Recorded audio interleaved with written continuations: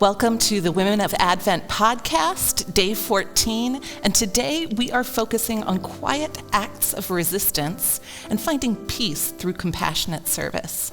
So in order to do that, we're gathering around a question, and I'm sort of curious, especially from the two of you, but also from you all there, how do you find peace in your work, especially when it involves resistance to injustice? And I know you're both doing that work on a regular basis. Mm-hmm.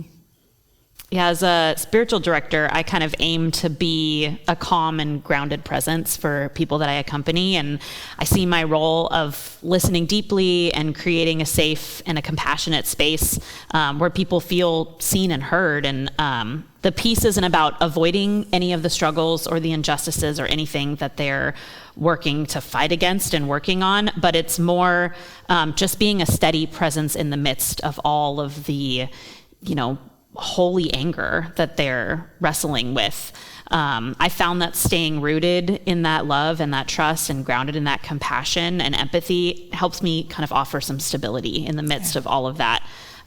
Peace isn't passive or detached. It's not a weak thing. It's an active choice to stay present, even when you're facing that resistance or that discomfort. Exactly. Yeah, I had never looked at the story of Joseph in this way as a peaceful resistance, and yet nobody wants to move.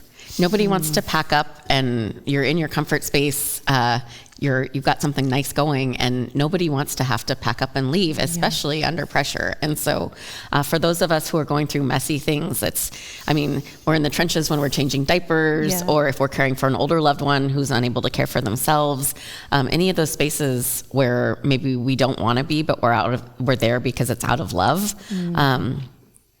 There's a biblical model for that. And I hadn't noticed that before today. And so I find that just absolutely lovely that when we're in our messy moments, I have to sometimes take a breath and reorient myself to the why of, okay, why am I doing this? It's rooted in love. Who do I love? Why am I doing this? For those of us I have a preteen, and it's rooted in love. Rooted in love. And so kind of taking a breath, and it's like, okay, it's not about today. It's about the long journey. It's about the long goal, and how do I reorient myself to that every day? Yeah, every day, over and over. It's a practice that peace isn't a state of being necessarily, but it's this practice, it's this muscle that we build by coming back to it over and over and over again. For me, I don't know about for you guys, it's an embodied experience, and it has to be. Yeah. I have to settle in and slow down and notice what's happening in my body in order to find the peace that's present, that's the Holy Spirit living and dwelling in me is always there. But I won't notice her actively moving within my body and within my life unless I take some time and notice it and reorient myself to what's present and to the meaning behind it, the why. Like, what is grounding me in these moments? Yeah. So our rhythm for today is to reflect on how you can be a quiet agent of peace in a challenging situation today.